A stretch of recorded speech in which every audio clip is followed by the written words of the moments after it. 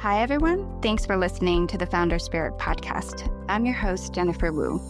In this podcast series, I interview exceptional individuals from all over the world with the Founder Spirit, ranging from social entrepreneurs, tech founders, to philanthropists, elite athletes, and more.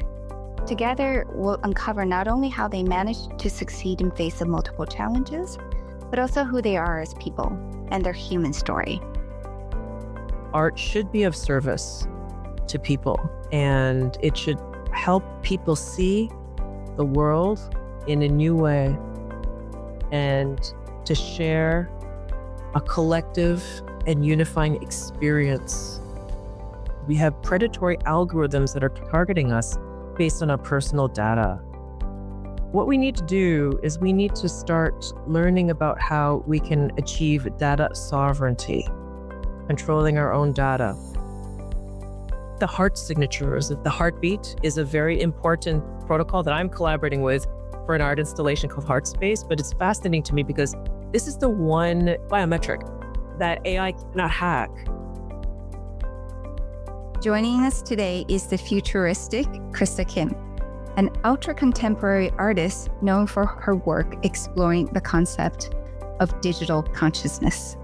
She creates digital art as a form of meditative experience and a pursuit of harmony between humanity and technology. Known as the digital Rothko, Krista's work invites us into a world where light, sound, color, and gradient become tools for healing, elevating human consciousness, and creating new spaces for reflection in both virtual and physical realms. I had the pleasure of meeting Krista where she guided a meditation in front of her work, Continuum, a sound and light installation promoting mental wellness, previously featured at Times Square. She is not only a visionary artist, she's also a strong, loyal, kind-hearted woman. And those are the people that we like to have on the show. Just how does Krista harness the power of consciousness and technology to create healing and sublime experiences in the metaverse? Well, let's talk to her and find out. Hello, Krista. Welcome to the Founder Spirit podcast. Thank you for joining us today. Thank We're so grateful to have you. Thank you for taking the time.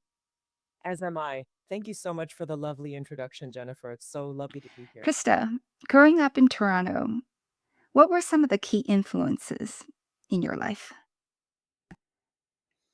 Well, I had a very, very unconventional upbringing. My father is a supreme grandmaster of Taekwondo.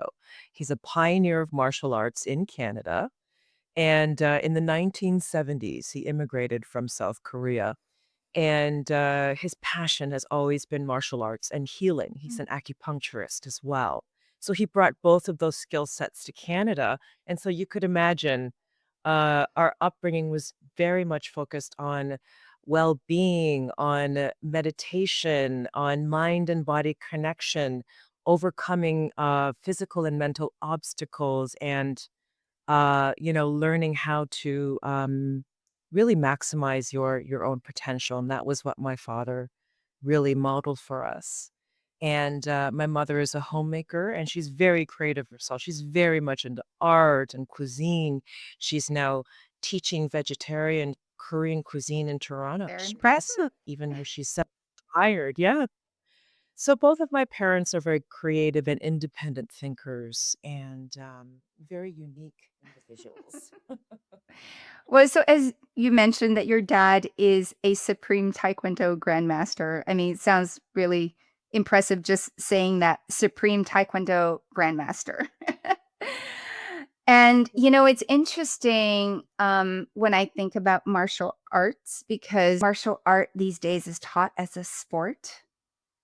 But actually, the highest realm of martial art, and this is probably why your dad is the grandmaster, is actually spiritual. So combining the physical with the philosophical. And I always recall, Bruce Lee, he also studied philosophy. A lot of people don't know that, but he studied philosophy. And he had this famous quote. Yes, he wrote books. Yeah. And he had this famous quote of, be water, my friend, right? So it's like his philosophy, not just in martial arts, but also in life, about adaptability and flexibility. So, Yes, and the highest form of intelligence is the right. He's a legend. Indeed, martial arts is not only a physical sport, it really is tying in the mental, spiritual, and the physical as one. And I can truly testify to that because of the superhuman feats that you can achieve physically.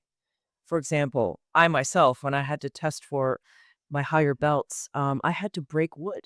And so with my foot or with my hand and with a kick or a punch, you don't know that you can do that. You think you see the piece of wood as Mm, blocker, right?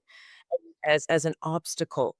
But in your mind, you're training your mind to overcome it, to see your hand go through the wood, is what my mm, father would say. Visualize your hand through the wood and or your foot through the wood. Visualize first in your mind. You always have to meditate and be calm before you mm, execute.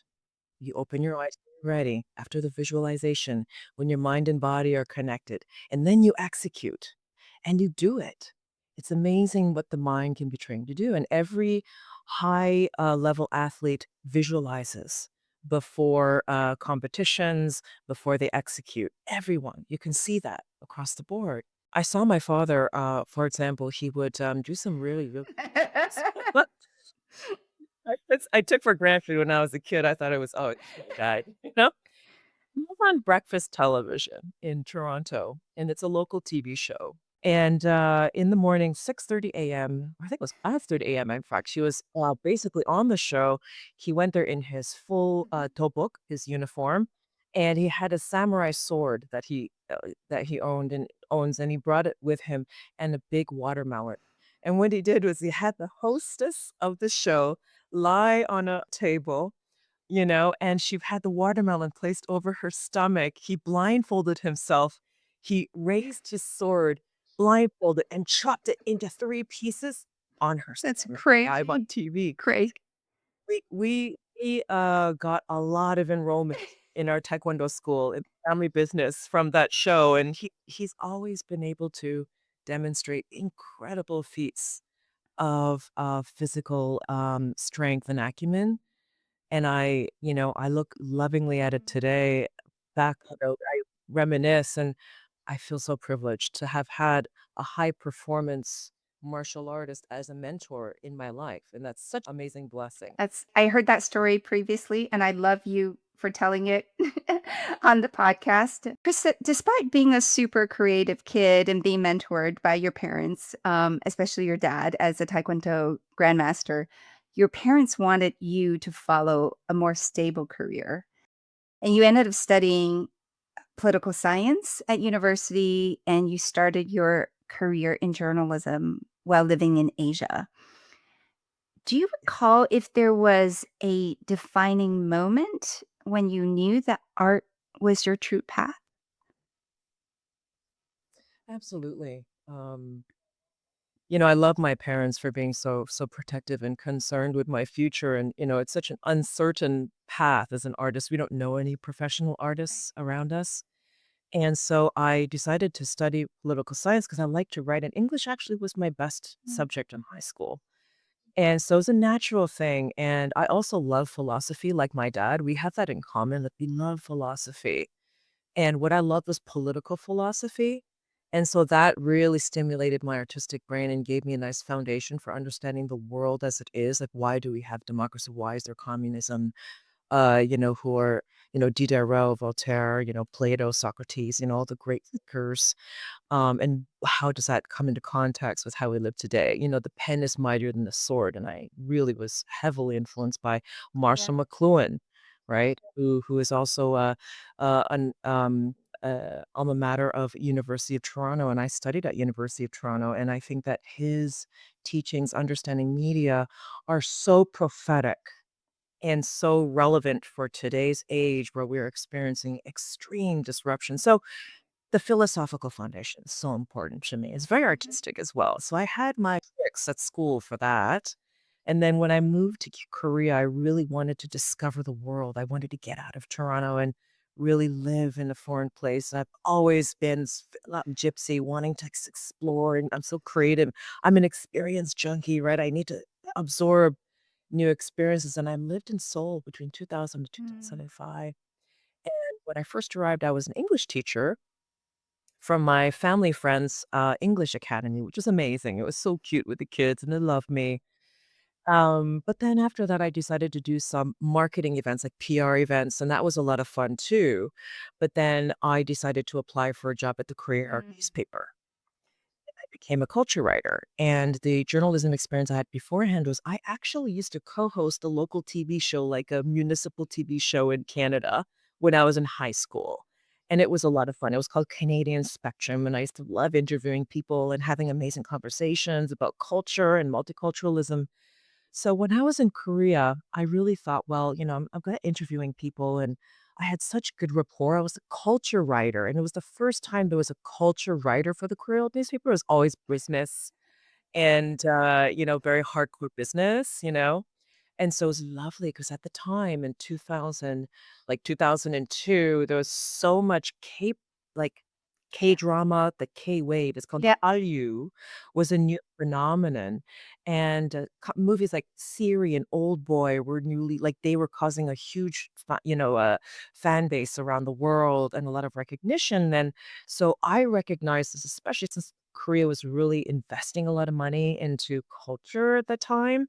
I saw that there was a real trend heading upward for Korean content, and it was so amazing to, interview actors and directors and singers because K-pop was just starting to get Right. Yeah. noticed. And it was such a great time. It was like, can't believe it was 20 years ago. Wow, like, what really triggered me at when I was, like, with them was, "I wanna be Mm. you." Like, they loved me as a journalist because I was so enthusiastic and I loved what I was so inspired by them because 'cause I'm an artist as Mhm. well, and then I actually secretly wanted to be in their place. I really love what they're doing when I was almost, like, jealous, like, "Oh my gosh, I wish I could do that and be an artist." Then finally I married my ex-husband, and we moved to Japan in 2005 to 2008 for 3.5 years, and we lived right beside the American Embassy in Akasaka, Chome, and it was a dream because every day was an adventure. It was like, Japan to me was so unique, so foreign, and such a it was so amazing and eye-opening because it's so creative. And in Japan, the Kaizen philosophy of mastering your art, Yeah. every day improving. There's so much mastery and respect for creativity and art Mm. there. I just couldn't help myself but become an artist there. I just It was at Kyoto at the Roenji Temple, the first time I encountered this magnificent city, which to me is like the living metaverse. I think it's a gift to the world. I love it. This place really, I understood it because I understood how mastery meets aesthetics and Mm. design.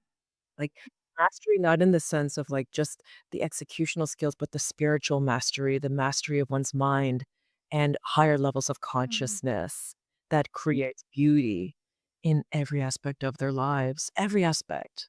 And so when I went to the Rowenji Temple Garden, which is the most iconic garden, it's 500 years old, and it was the first time I encountered a real, like, Zen garden, and there were other people there just sitting there and really appreciating the moment and the connection to this place. So I sat with them and I sat there and 20 minutes goes by and I had a huge epiphany like these Zen monks 500 years ago, they did created an immersive experience that is of service to Mm. human and elevates others' consciousness. Just like how the martial arts is meant to be a martial art of service to elevate human consciousness, I understood that from the Zen garden. I saw that mirrored. And I was like, "Oh my gosh, I wanna do Mm. this. I wanna experiential artist for Zen, carrying on this principle and this tradition into other mediums." So that's when I really was like, "Okay, we have to pay. I have to learn everything about Japanese painting, about the pigments." I went and I bought art supplies, a art teacher. I was painting, like, every day, and I was manic about it and so obsessed. But I went to museums, I was studying, and my favorite artist was, Mm. Shinoda. So beautiful. She has this beautiful, huge cinnabar artwork. She's one of the contemporary painters of the same time as the Mama Mm. Impressionists, Mhm. America. She was described by Peggy Okay. Guggenheim, and, she was really part of that generation. She lived to be about 107, and, she's a huge inspiration to me because I know she meditates she's meditating or she's channeling Yeah. energy while she's painting. She's cool. So I was so inspired, I just decided, "Okay, I have to study. I have to find my way, figure out how I'm gonna do it, but I really wanna walk on this journey," and it started in Japan, and I'm really thankful for that. Kyoto's a very special It is. place. It is a very, very special place. Well, it's interesting because looking at your art style, I could see that, it's very much influenced. It has a very minimalistic approach. And it's the reflection, as you said, of the inner, almost like the inner stillness that you have inside of you. I created those digital pieces because in Singapore, after moving to Singapore we moved from Japan to Singapore 2010. I was, going through, like, this personal crisis. I didn't know who I was because I was really young when I married, and I didn't know who I was, and, the marriage was falling apart, and I really had to find myself, and I wasn't happy. I was depressed and anxious, and my 2 children were very, very young, and, so I began to heavily meditate. Learned transcendental meditation. Right. Before I was just doing Zen meditation, just to clear your mind, how I was taught by my dad and, Zen meditation. But TM really elevated my meditation practice where when I first learned my mantra, it just sent tears streaming down my face. I felt so Mm. much relief and peace and comfort, a level of comfort with myself that I never felt before. And I really was finding myself. And so I was healing as well, right? Because there was a lot of toxicity and stuff, so I really needed that Yeah. solace and to heal. And it built so much compassion and love. It was really amazing. And so through that practice, I was actually enrolled in the Right. Master's of MSL. Yeah. the Arts. And I entered the program as a Mm. painter, right? But then I exited the program. I graduated as a digital artist, and it was because of my engagement with meditation and really getting that inspiration through the Mhm. meditation practice, creating my Zenscapes, the colorscapes on my screen, which were healing to me. It was Mm. self-medicating. And I thought, these these colors and these compositions are healing to me and brings me into a state of zen, then it must be doing it for others. So that's where it really started to resonate. Can we rewind a little bit? Because I'm quite curious about transcendental meditation. I understand it's a mantra meditation. I was wondering who had introduced you to it, and how does it really like, how does it work, and how does it differ from other forms of meditation? Well, I remember having a conversation with my sister Grace. My younger sister Grace was visiting me at the Mhm. tax Singapore. I told her about all the issues, and she said, "Go back to Mm. meditation, meditate. Like we grew up learning, just meditate." And I'm like, I was meditating, but I'm like, you know what? I think I've got to do more. I need to learn a new modality. I think there's more to this because I was also listening to see healing sound Mm. pieces, and I understood that the vibrations and sounds are really helping sleep or focus when I painted. So I did some research online, and I found transcendental meditation. I found a teacher in Singapore, and I immediately enrolled myself and my ex-husband to Mm. the program.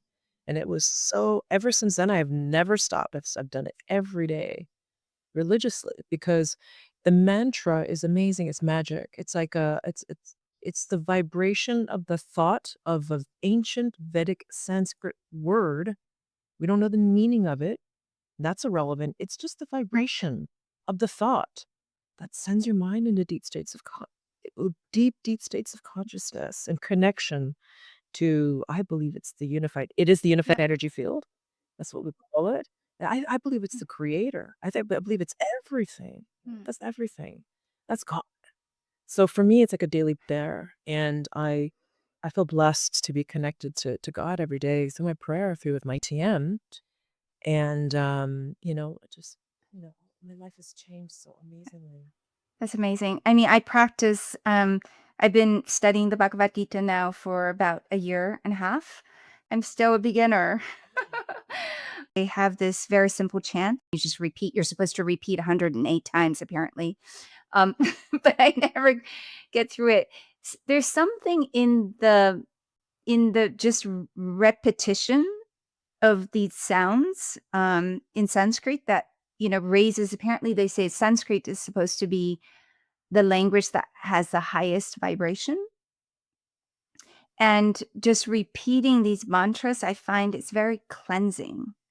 I don't know how you do it, like how short or how long your mantra is, but like for me, I because I'm a beginner, um, I find I'll say the mantra 5 to 10 minutes, and then my mind just wanders, and then I'm thinking about something else, and I really have to force myself to to like bring myself back to repeating the mantra. So I was wondering if you had some tips. Um, like I was wondering how long it took you to get into that expanded state of consciousness. Yes. So I was able to get into like a month ago into an expanded state of consciousness just by repeating that mantra for I think 10-15 minutes. But I was wondering, but very often I find myself very distracted. Like I'll repeat the mantra for 5 to 10 minutes and then my mind starts to wonder, like, how do you Oh, you're ready for TM. You try it. I think you really like it. My experience with TM, it's a four-syllable Okay. word, and I think it. Okay. And as I think it, literally, there is a physiological response. My eyes roll up to the top of my head automatically. Mm, It's mhm, involuntary. And my extremities start to go numb. My breathing slows down to the point where I'm hardly breathing, and I feel tingling in my body, the energy. mm. I feel like I'm charged like an iPhone. It's amazing. And here's the thing, the mantra, say the mantra and you're going deeper. Mm, You're creating a bubble and you're sinking deeper. And the more you say it, the more deeper you go into the unified it. mm, So if you have a thought, you don't fight it. You're like, okay, you let it be. And then you just repeat the mantra again, and it just brings you deeper until you have no more thoughts anymore. It's just depths in the depths, and it's just bliss. Beautiful. And how many hours do you meditate? It's only 20 minutes Okay. in the morning and then 20 minutes in the afternoon. Sometimes I skip Okay. the afternoon because, life gets in the way, but I have to have my 20 minutes in the morning. But Your eyes get clear. The colors, mm, your hearing, your senses. It's like a power wash. It's really amazing. And you feel so calm. Like if you were stressed before, it'll really, I don't know how, it's magic. mm, You're even keel for the whole mm, day. There are no highs and lows. You're good. Good things happen to you. You're not freaking out. Bad things happen. You're not freaking out. You're just really chill. And it's amazing. The more you do it as well, the more the expansiveness of your consciousness grows. And as a creator or in doing anything in life, really, it's really amazing. I have to try it, but I guess I'll need to have a teacher then. Yeah, you just have to go to tm.org and find a teacher, and you learn it, and you have it for life, and you can go in for refreshers, Yeah. just to make sure you're. But I've never had to do that, and I'm now at the advanced stage, and I'm really interested in going into the most advanced Mm, stage now, where you go 1 hour in right. meditation, and I think I could do that. Yeah. So going a little bit further ahead, you had mentioned that before getting into LaSalle, you were a painter. And so I'm curious, what inspired you to get into the digital art as a medium? So then my political science brain kicked in, and the whole Marshall McLuhan influence came in, and I bought this in 2010, Mm, the first one, right? So I've been using it for a couple years while I was in the program, and I was always WhatsApping and like doing like Instagram especially is very, very like I was really observing Instagram and I didn't like Mm, it. I had this love-hate relationship with Instagram because you have to be right. there Okay. showing what you do as a business. But at the same time, I didn't like the sociopathic, narcissistic, very shallow, it was just toxic. And I knew for the first time that our collective global culture was being dictated by algorithms and commercial interest and not from philosophy, Mm, humanities, religion, or mm, of mm, humanity. And I knew that that would be a crisis. And I knew that artists are the canary in the mine. I also know that artists are the innovators of culture. And I felt that I was very, very compelled to write a manifesto. mm, In 2014, upon graduating, I knew that we needed because being in an arts program at that, the right. post-secondary level, it's very traditional. There are very few digital practitioners. Now there are, but back in the day, there was Yeah. no one. And I had to go through like 3 different supervisors until I finally was matched with a great supervisor, Yurik Lau, who shout out to Yurik. He's an incredible video artist and he just understood the Mibu Mm, of digital. mm, And so eh, it was a real challenge, it was a real challenge because I had to teach right. myself. But it was fun as well because it was just by happenstance and mistakes and just experimentation that I created my artistic DNA, and that's exactly how you're supposed to do that as an art. You're supposed to, like, fumble and fail and create a lot of crap until one day you're like, "Eureka!" Like, "Oh, I have this incredible piece in front of me," and that piece I displayed in the graduation show. Mm, I created the very first immersive, meditative digital art installation for my graduation show. That wow. was the first in the Yeah. world. Everybody was like, "What is this?" They didn't understand it, and I love that. Like, I was really ahead of my I'm always at Yes. my time, but it was nice to see people, like, like it and also confused, and what was Mm, nice is staff from the school during the graduation show. I had this a separate space set up with a Bang& and Olufsen speaker, the beautiful circular speaker and the most state-of-the-art Samsung right. screen, 83 inches. Newly launched, they let me use it, right? Because I contacted the company. So beautiful speaker, very chic, projectors showing other artworks on Right. display. So it was really diverse, and I had the healing sound frequency music playing in there, and you go in there, you're just like the Zen moment, like Rowenji Right. Temple Garden. That's the same effect I wanted to capture. And staff members would go down there in the middle of the day just to Oh, chill. Like you go to the Zen garden just to chill, just to get, you know, just right. refreshed, right? So I did love that. And I was like, oh my God, there's something here. And I remember one of my supervisors, Ian Korn, he's a great artist as well, with the Singaporean base. He said to me, Krista, why don't you do some more motion in the projection? Why don't you make videos? I don't know. I was kind of like, I kind of like the spills, but you know what I Yeah. mean? I experimented after that, and lo and behold, now Continuum, which is the video version of that early work, was featured in Times Right. Square on 96 screens. And I created like the biggest meditative digital art experience on earth, the first. And it was such an incredible, amazing learning experience for me because I visualized Mm. that. Already. that Yeah.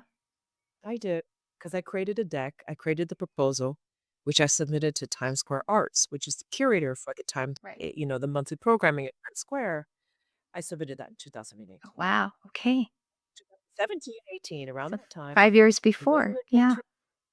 like before, and then COVID hit us, and then it was immediately after the tail end of COVID, November of 2021, I was contacted by Jean Cooney, the Mm, curator, said, "You know what?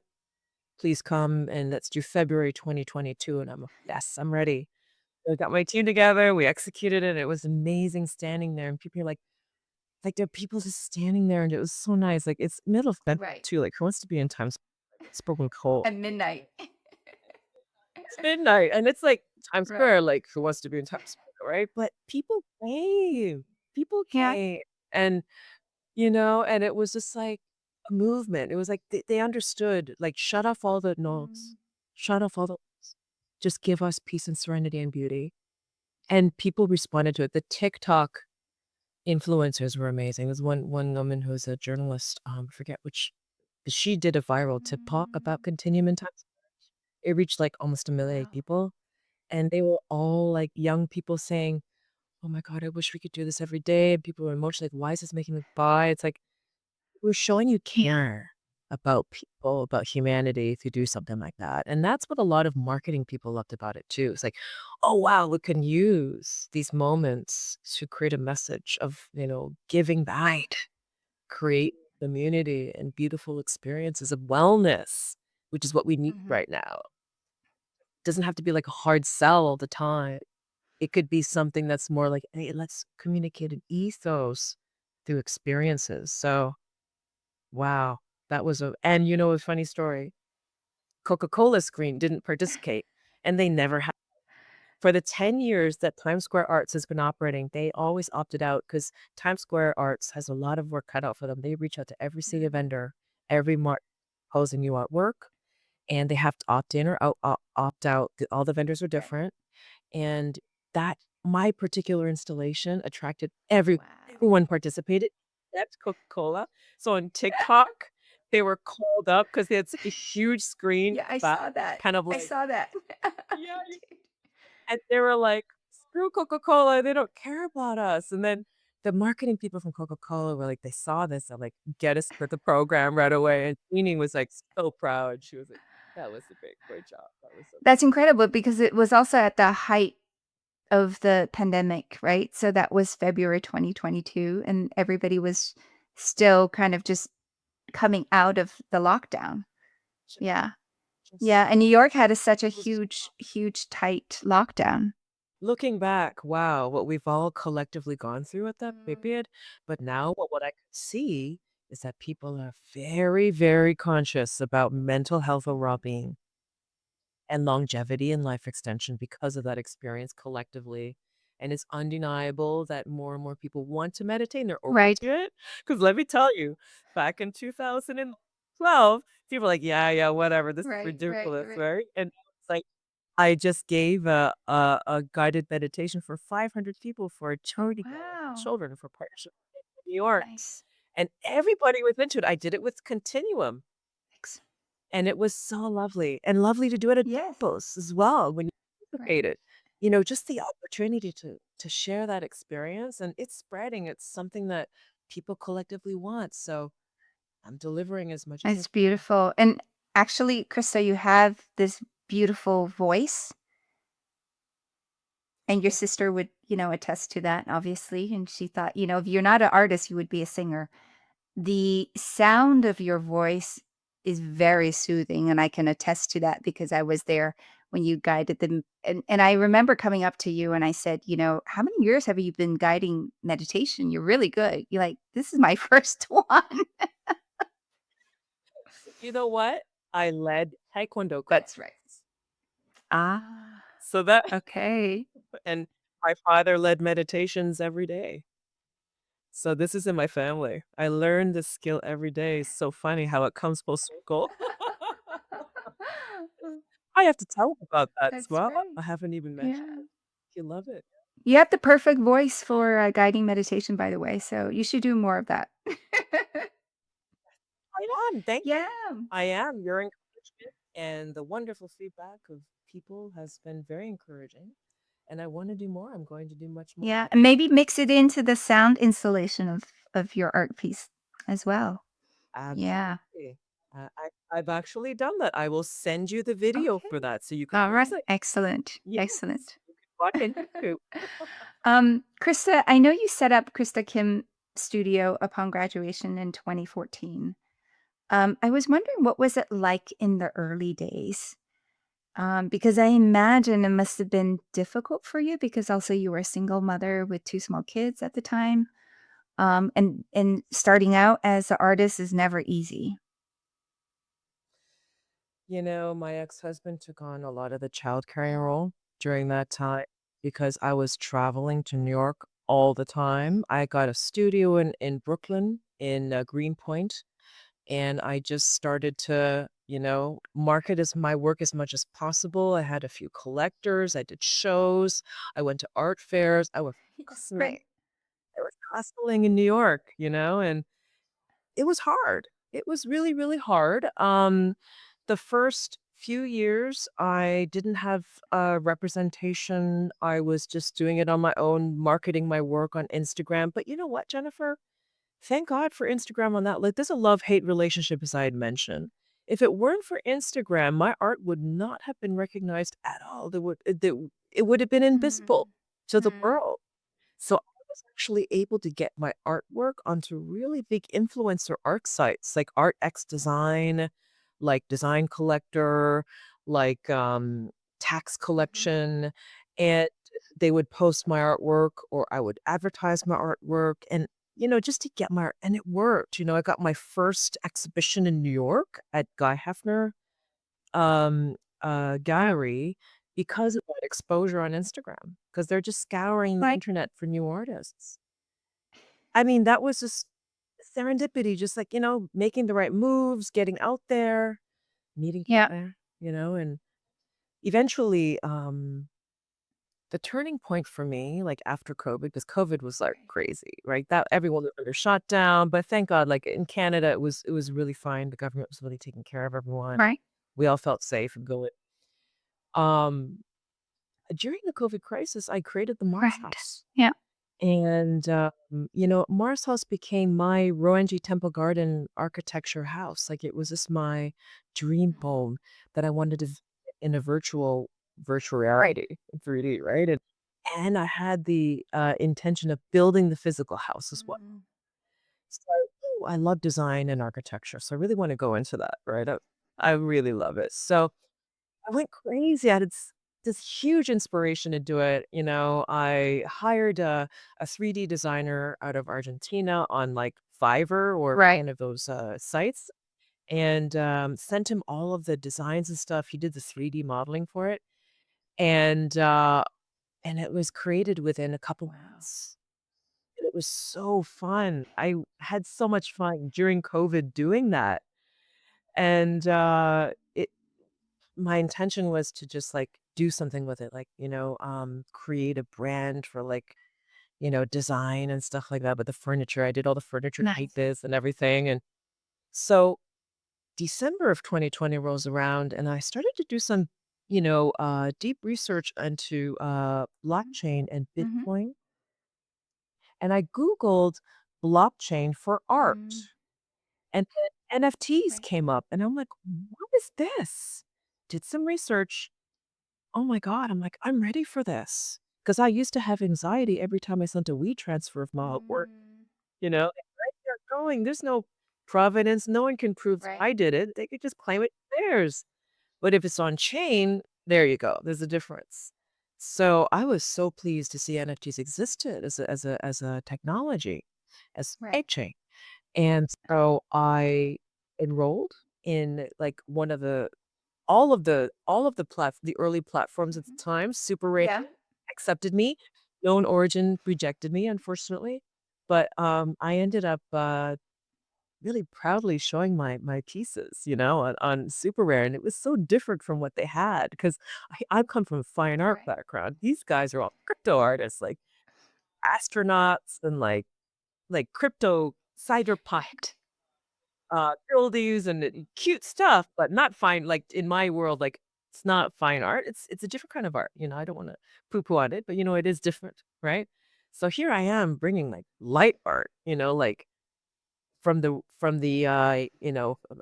influences of James Turrell and Right. Rosto and all of these things.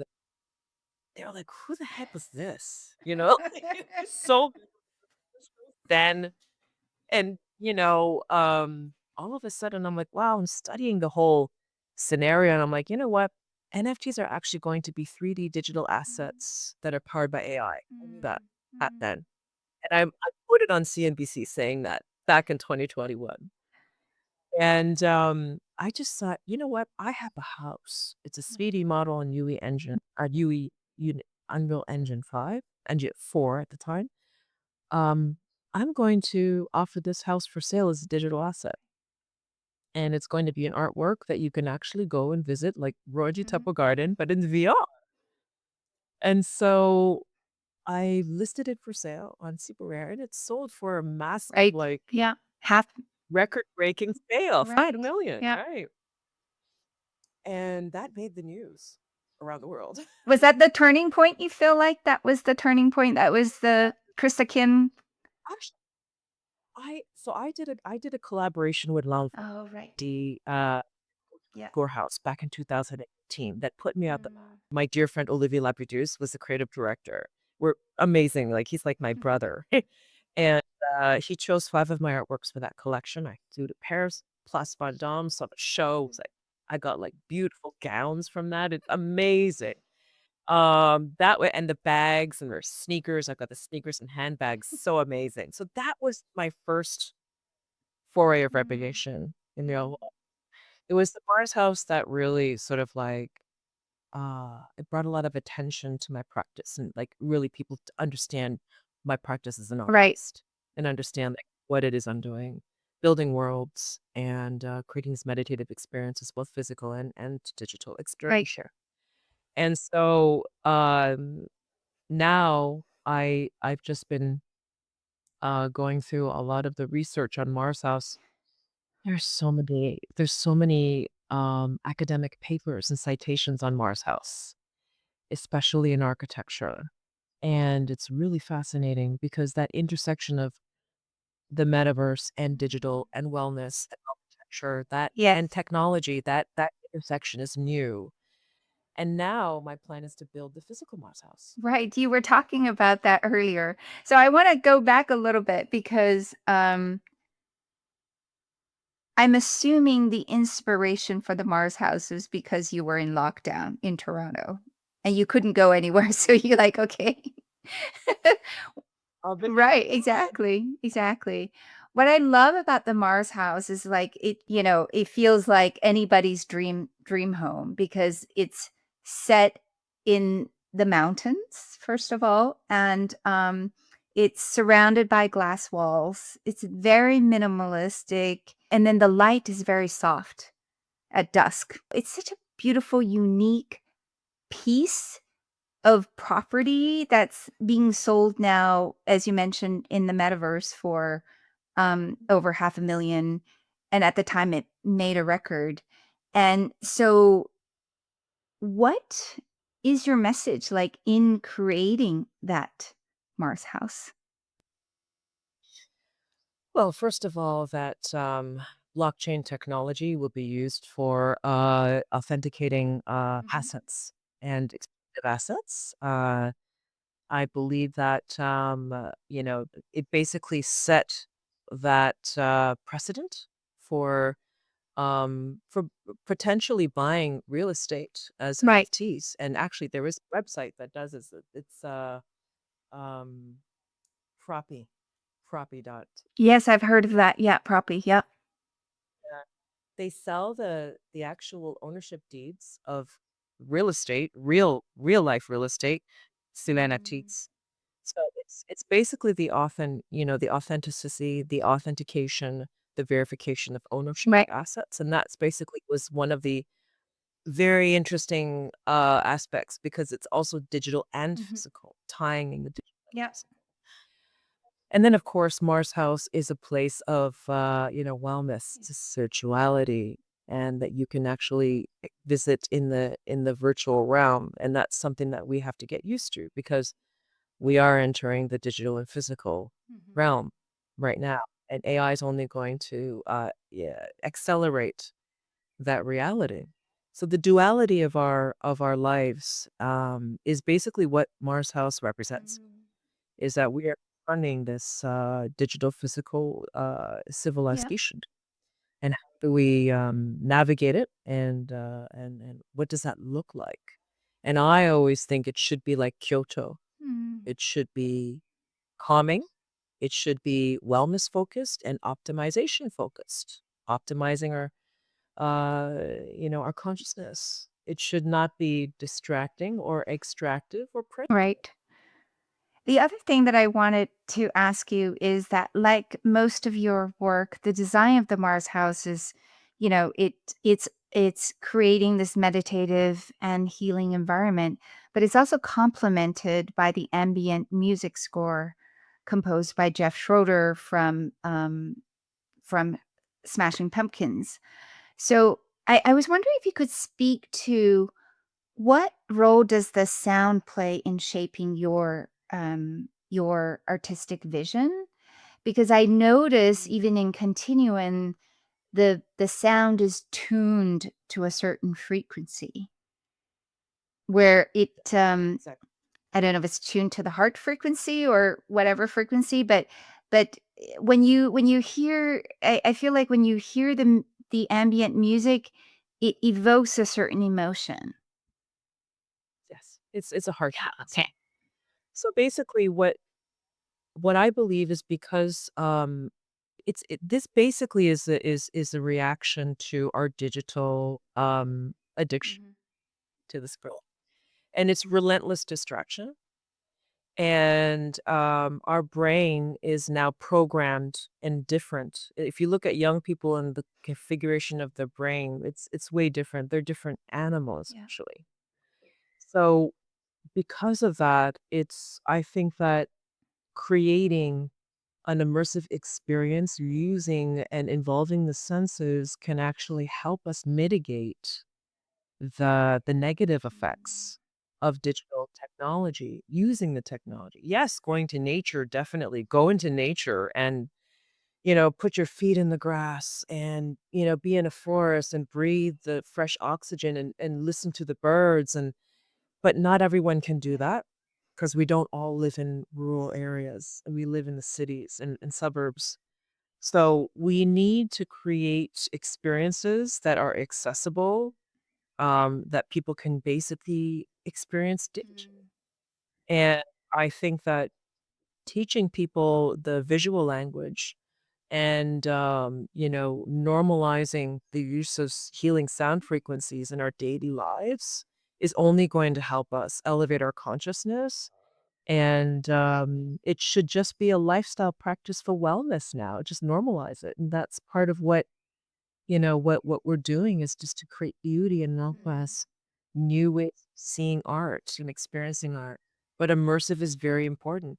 And people crave it. People need it because our brains are different. We need to be Yes. immersed in it, Otherwise, it's different. We're not like generations, previous generations who can sit still. So, Krista, you talked a lot about the abuse in social media algorithms. It was once designed, I mean, if you look at these social media platforms, once designed to connect us, right? So, I'm an early user of Facebook. I never really got onto Instagram until I started this podcast. Actually, that's how old that's how old school I am. But these platforms that were once designed as, tools as tools to connect us, and now it's becoming tools that's sowing division, and it's hijacking our attention, and it's also exploring our negativity bias. So I was wondering, and also like social media, people often see metaverse as a tool for disconnection, right? Or distraction. And so I was wondering, how can we guide people towards a place of healing and a place of transformation? Because right now, if you look on social media, there's so much noise, there's so much clutter. So, how do we move and create this paradigm shift from what it is today to a space of healing and transformation? Building awareness is so important. Educating people, especially about data literacy, is important. The reason why that we are experiencing mental health issues is because we have predatory algorithms that are targeting us based on our personal data. And so, if that in the wrong hands is such a terrible tool, it could be used to manipulate you, create wars, create conflict, create all kinds of mental health issues, Mhm. stress, anxiety. So what we need to do is we need to start learning about how we can achieve data sovereignty, controlling our own data.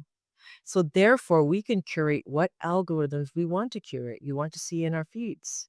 I mean, as a parent, I want to curate the algorithms for my kids. I want them all to be educational. I want them all to be based on what their strengths are, building from their strengths, building from their weaknesses as well, Fantastic. strengthening them. And also, Yeah. I want to have like amazing people like Maya Angelou. Like, I want to have algorithms of positivity and beauty Yeah. and enlightenment.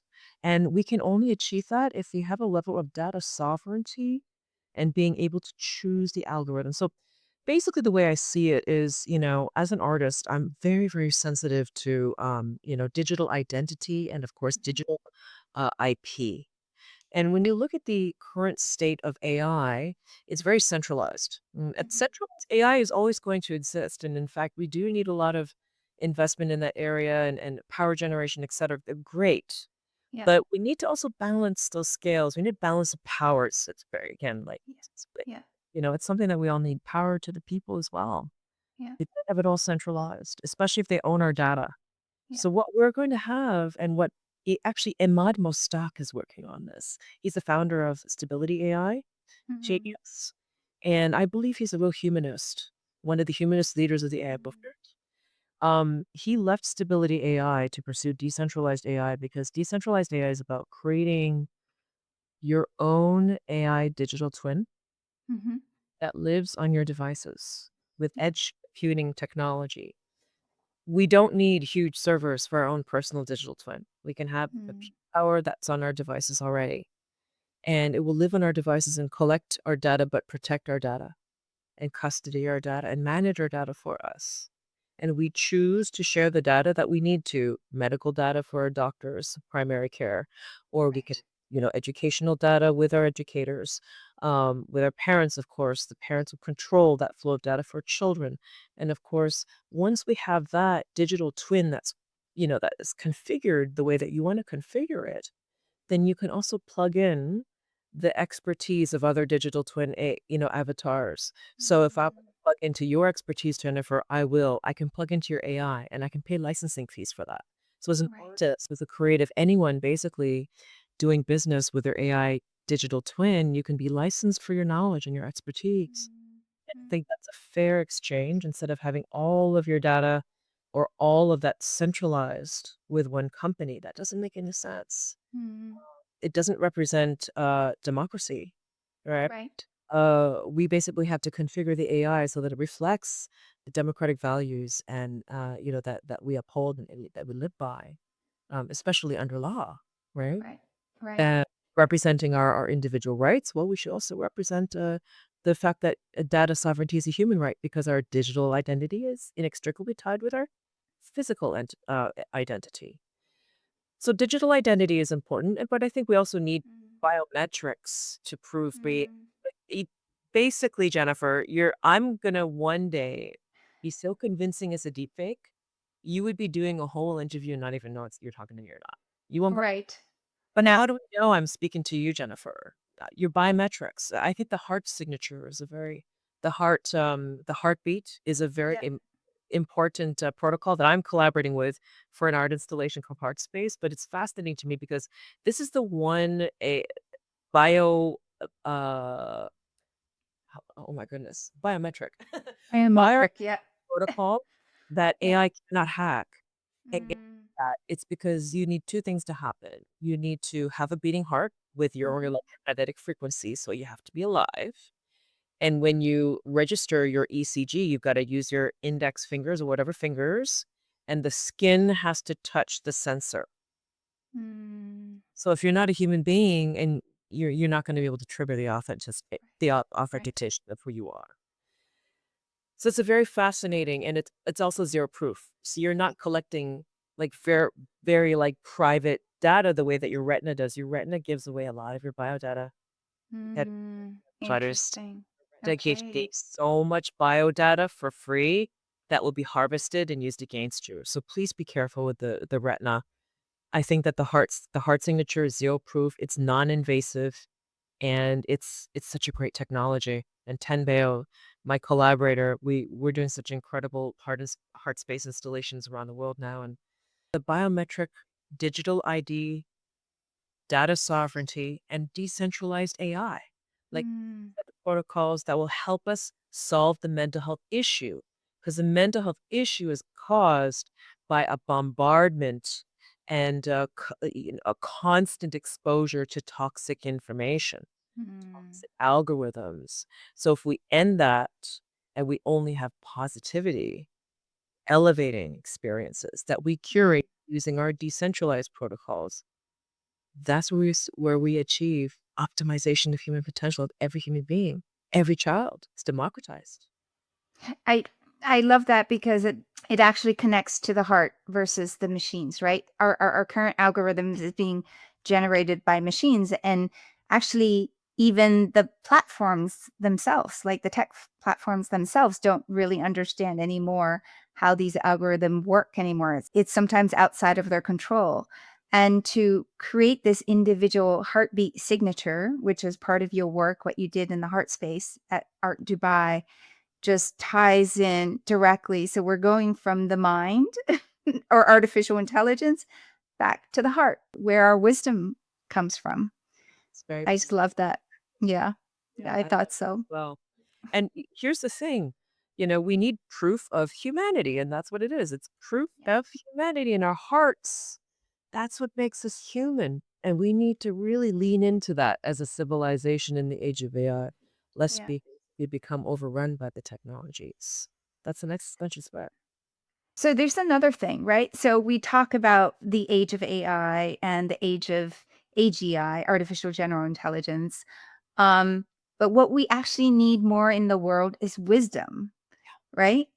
Oh yeah, And intelligence the comes from the brain. The wisdom comes from the heart. There was a artist that had said, he said something really resonated with me earlier this year. He said, not every wise person is educated, and not every educated person is wise. And I feel like in the age of AI, we need to bring more wisdom forward, not just intelligence, but more heart knowledge, not knowledge that we acquire from reading books, Mm. not like, not just the rational knowledge, but we also need to bring that with the heart knowledge, right? There's a lot of wisdom in ancient books, like Yeah. the Bhagavad Gita, like the Bible, like all of the religious texts. Iliad, like there's so many amazing classics that Mhm. we need to bring back because the human condition hasn't changed. Yeah. They're still the same, right? We still have the same human experiences, but we're definitely in a different world. And I think that people, especially with the digital twin, it would be wonderful to program that digital twin for a child with Yeah. wisdom, Yes. Buddha, of like, you know, MLK, like just like have like Yes. incredible mentors. So if Yes. I'm going through this really hard time, how should I frame this? Yeah. Bam! Yeah. And that just, that's what a beautiful song does to you when you're going through heartbreak. Or that's what a beautiful like a poem does when you're going Mm, through a struggle. It's nice to have that guidance, and I think the digital twin will be just we need it. We need it so much because let me tell you, if we do not evolve as a human species and allow everyone across the board to do it in a democratized way, we will lose ourselves. right. It's something we need to do for our survival. Yeah, and you and I have talked about creating digital avatars of indigenous wisdom keepers. Yes, exactly. Yeah, I think it's a great idea. It's a great idea, and um just being able to connect to that wisdom when you're struggling, like when you're going through something at work or in life, being able to connect to that wisdom when you need it, right? So it's going to be really valuable. Absolutely. Yes, absolutely.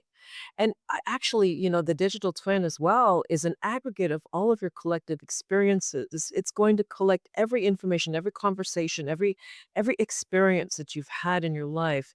And so when you leave the physical earth, the physical realm, Mhm. cross over to the spiritual, then Yeah. that means that this avatar is going to represent you. You could speak to your progeny Right. and give life experience and stories and share beautiful family stories, Yes. legacy. Like that's a beautiful thing to be able to live forever through that form. It's beautiful. That's real longevity. Not what we're trying to do. That I know some people are just trying to Live forever. purely, yeah, they're just trying to live forever or trying to extend lifespan, but it's not actually. I actually have a debate about that, and I feel like we should not just be simply trying to extend the lifespan. Mhm. We should be actually bettering the human condition. You're right. 100%. Absolutely. I completely agree with you. Why would you want to live on Earth if you're not, you know, expanding your mind and actually giving back, Yeah. right? And Right. making others' lives better. Like Right. that's where true happiness lies, I believe. Mm.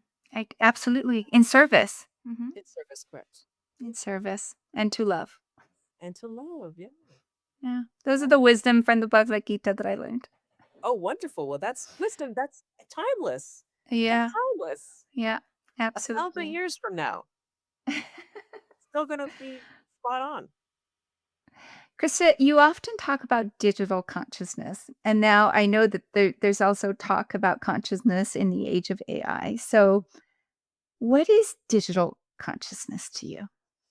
Well, just the practice of elevating your own consciousness through the digital medium.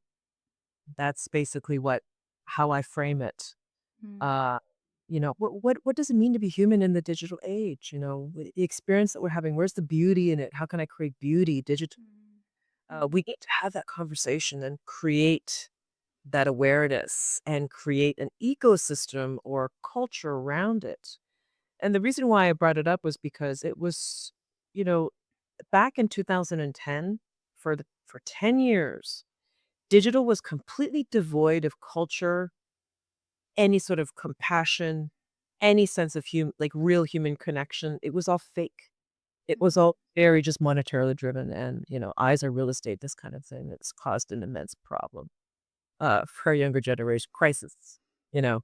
Like we have the largest population of suicidal teens, especially mm, on social media, mm, depressed boys. Kids aren't falling in love and, getting married anymore. Like it's people are completely separated because of algorithms and it's caused a huge crisis actually mm, for the mm, next generation. Um Addiction. It's an addiction. It's a drug. What we have in our hands is actually more potent than cocaine, and it's yeah. designed that way intentionally. And so that's why digital consciousness for me is like, okay, how can we not be stuck in that matrix?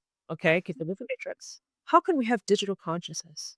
How can we move Mm, forward as a human civilization and confront and adapt technology in a conscious way that elevates our consciousness?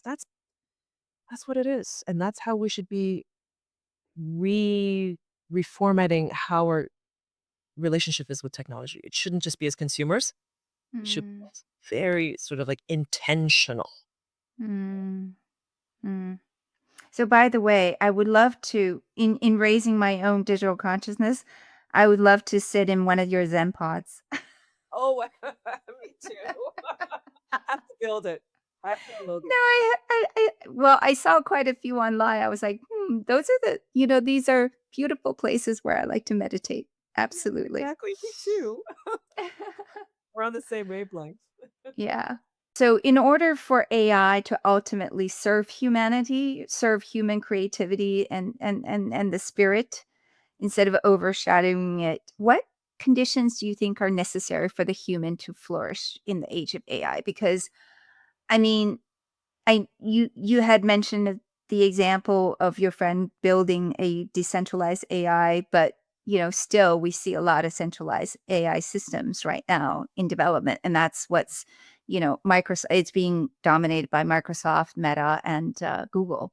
So, what conditions are necessary for humans to flourish in the age of AI? I think that we need to tell the right stories. And do we start to create real human stories and narratives around the technology? I think right now is a time for art more than ever, creating those narratives, creating new stories, um, new storytelling to show people the future. I think right now, movies, books, very important for educating and allowing people to understand the technology because it's new and people, it's so new and it's so disruptive. People are afraid and they don't know what to think of it because they don't see a future scenario where they're safe or that they feel like they're being served by the technology. Right now, it feels more like they're gonna lose their jobs. It's gonna take over all the taxis, and it's gonna be like a world of robots where they will be completely displaced and not know what to do. And for their kids especially, parents are really concerned.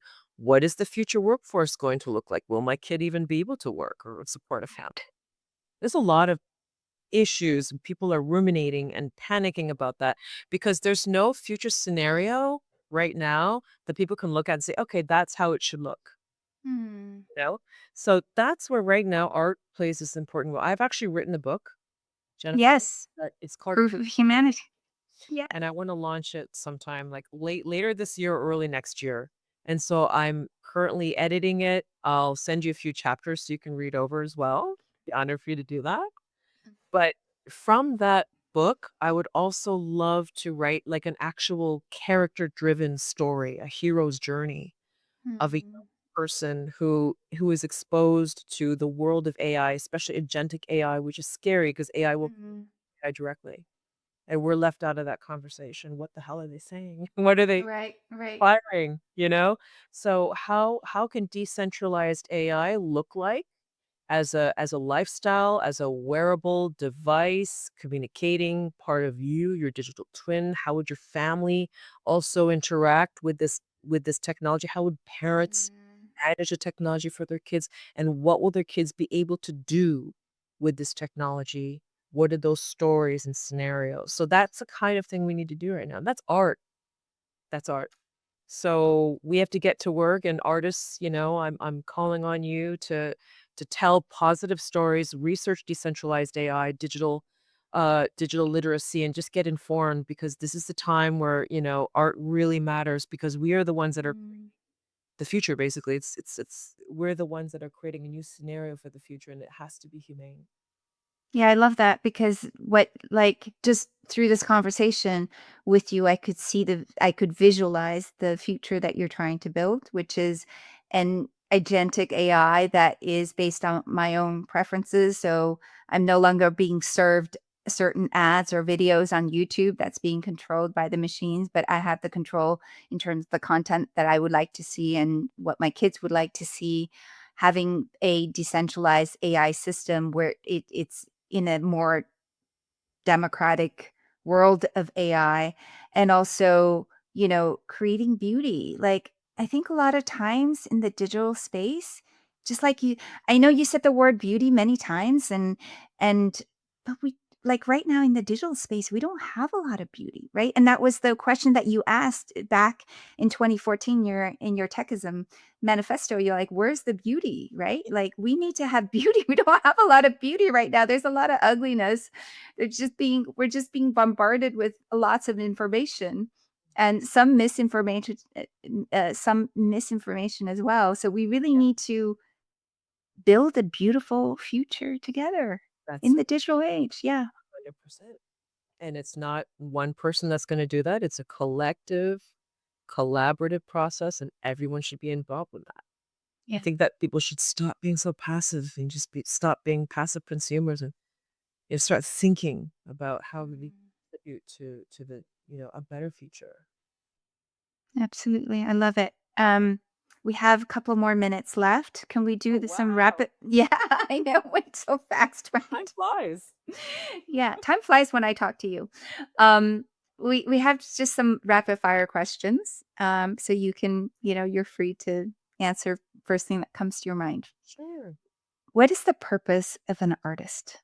Well, for me, I for my personal purpose, it's basically to create beauty in the world and to be of service. So I think that art should be of service to people, and it should help people see the world in a new way, Mm. and to share a collective and unifying experience. And those are across any mediums. I think that's a generalized definition of what an artist should be.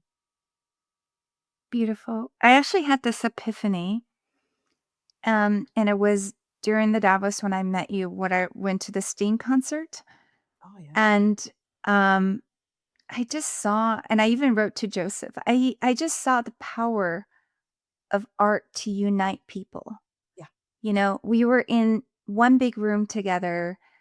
And people were just, it didn't matter which side of the political aisle you're on.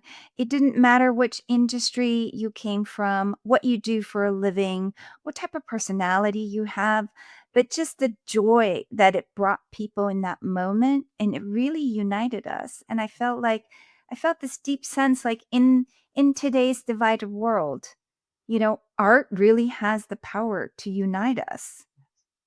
It really does, right? Because it shows us the deepest parts of our humanity, I think.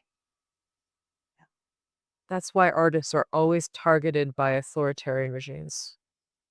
And Mm. it's very important, to support art and to recognize, the importance of it. And I think it's so difficult to define art, and it basically is seen as a luxury good, right? As a in the market. And I think that the real value of art, really, you're right, is to create that wonderful unifying experience of humanity. And to be of service to humanity, because it is a service to do that. Mhm. And you're right, it's important more than ever right now. You're right. You're so right. It's a wonderful insight. Thank you. And Lisa has this question for you. What was the hardest part of your life and how did you overcome it? Oh, the hardest part of my life, probably when I went through my spiritual awakening during my divorce. Mm. That was the hardest period of my life. Yeah. But I learned a lot. But, Mm. you know, I I wouldn't change that experience for the world, because it made me who I am today. I had to go through that experience to not only to become the mother I am today, but the artist I am today. Like, that Mm. whole process was meant to be, and I had to go Mm. through it. So I'm thankful, and that's how I see life. You go through hard periods, life has its ups and downs, but God always has a reason for everything, and you just have to trust in him. Yeah, that's right. Divine faith, faith in the divine. I agree. Your favorite artist? Oh, my favorite artist is James Turrell. Okay. And it's such an honor, because I'm actually in part of the Lackawanna Museum collection. Mhm. And when I spoke to the curator, Deandra Lawson, about the experience, I said, "Yeah, it's amazing. This is the reason why I love California is because when I was studying art in Singapore, I was really into the California space and light movement. Right. And James Turrell's in there, Robert Irwin, Mary Corse, all my favorite artists. But of course, James Turrell, like, for me, is like my rock star. And to be in the same collection with him, I said, it's such an honor. And she said, Krista, you are shoulder to shoulder with these artists now, and you have your own voice, Yeah. have your own way. And I was just like, you know, yeah, that was just for me like amazing experience. Yeah. One thing I've wanted to ask you, you've achieved amazing, incredible global success within the last 10 years since you launched yourself into the art world in 2014. And it's actually extraordinary short amount of time for an artist to achieve this level of global success. What is the secret, do you think? Well, thank you. I actually I don't like to think of myself in that way. I'm just doing my thing, you know. I'm just really happy that my artwork resonates with people around the world and that it's really a global thing as well because I love people. Mm, Um, I think that a spiritual practice is very important as an artist to always stay connected and to the creator, to to always be so grateful, to be humble, to be grounded and to be of service, to always you have a gift. Being an artist it's a gift. And so if you have a gift like this and you're an artist, that means you are obligated to be of service. That's what I believe. mm. So be of service and then your artistry will always stay true. And there's a vibration in the work, like there's a message in the work that will always resonate with humans because you're all about sharing this beauty and art with humanity. So a spiritual practice is the first thing. It's interesting because it just made me think of a quote by Eckhart Tolle, who's one of my favorite contemporary spiritual teachers. He said, "All true artists, whether they know it or not, create from a place of inner stillness." Oh wow, that is so Mm, true. How yeah, profound! yeah. It's so simple and yet so profound. That's what I love. But I think maybe, yeah. So, like you said, it's your spirituality you're able to channel the creation into the 100%. world. Mm, 100%. I am a vessel of yeah, creative energy that's just shining into the world. So it's through my eyes. I got the shining light and it's coming from here, up here, and it's yeah. coming from the creator. And it's, Gift. I actually don't, I come up with these So, ideas. Krista, They come from the east, they come from the creator, he just you stopped. know? And, I can't take full credit for it. I'm just like channeling these ideas into the world. I'm just plugged in, and it's an honor to do that. Krista, what is the change that you like to see in the world over the next 10 years? I would like to see I would like to see the democratization of the access for like personal AI. I think that that's very important, like decentralization of AI. I want to see more data literacy in the world and more interest in data sovereignty. That'll solve a lot of problems in our society. And I also think that, that media manipulation is going to be something that is going to be mitigated as well through that. Uh Mm, want to see more truth and honor in the world because I don't see enough of it right now in the leadership. I just feel like, mm. you know, truth and honor are so important.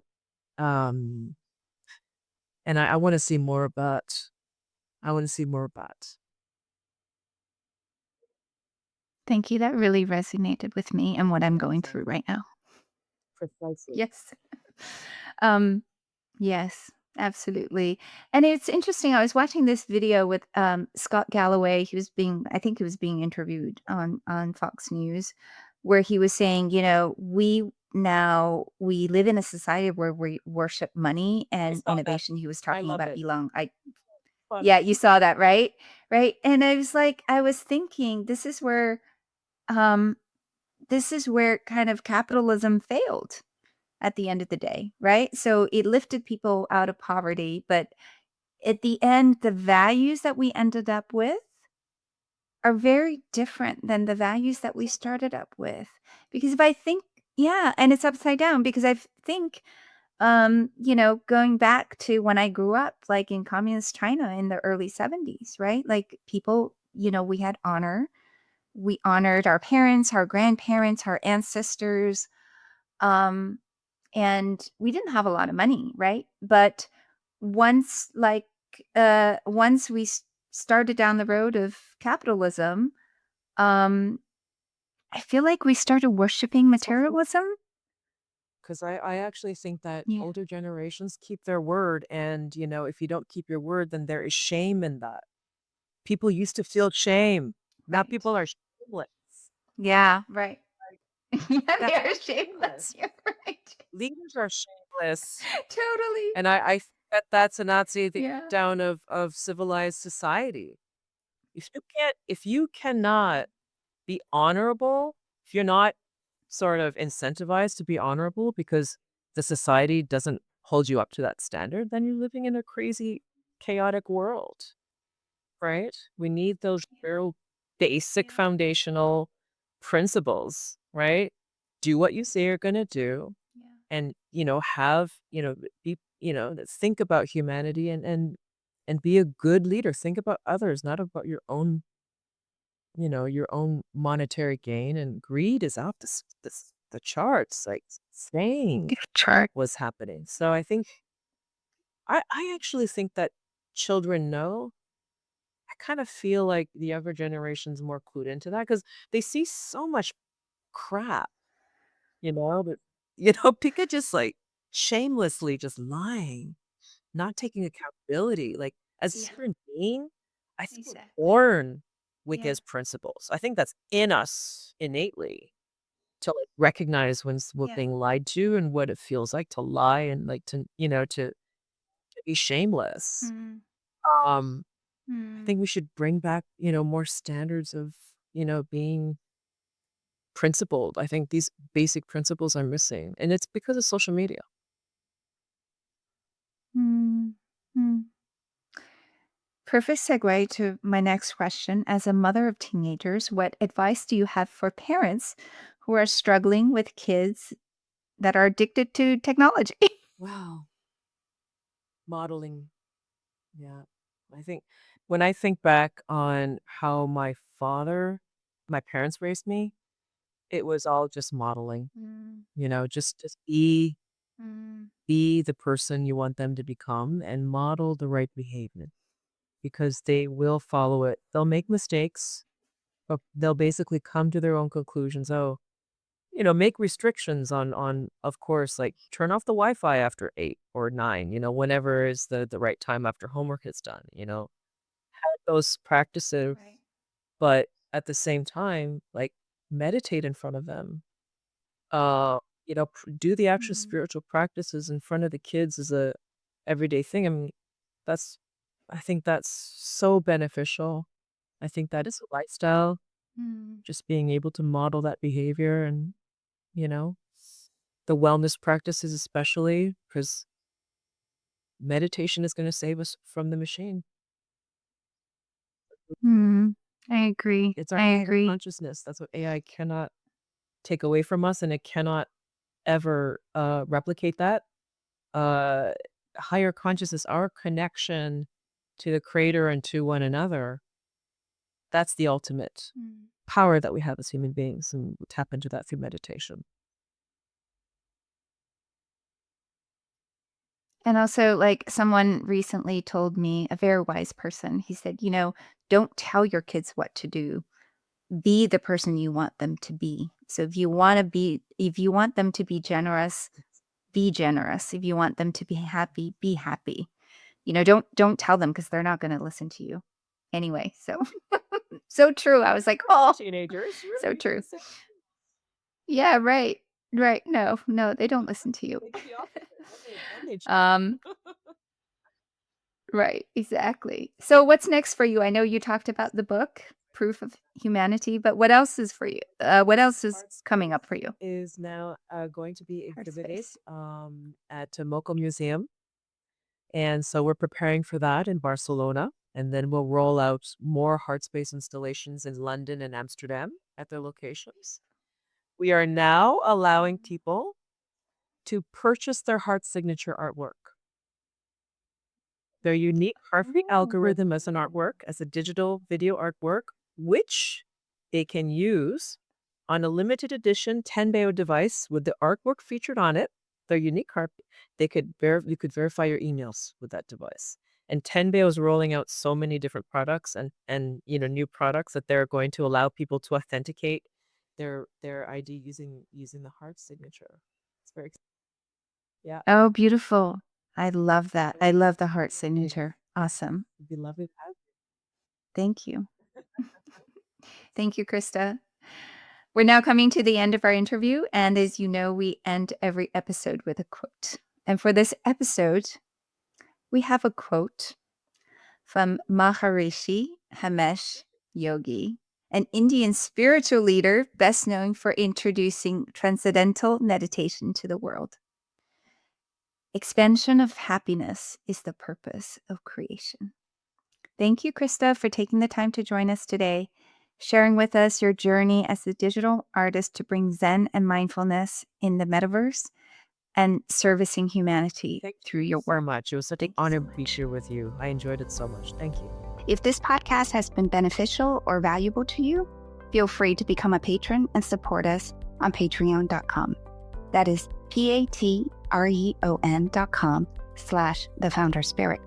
And as always, you can find us on Apple, Amazon, and Spotify, as well as social media and our website at thefounderspirit.com. The Founder Spirit podcast is a partner of the Vilar Institute, a nonprofit foundation focused on accelerating the transition to a net zero economy and restoring planetary health.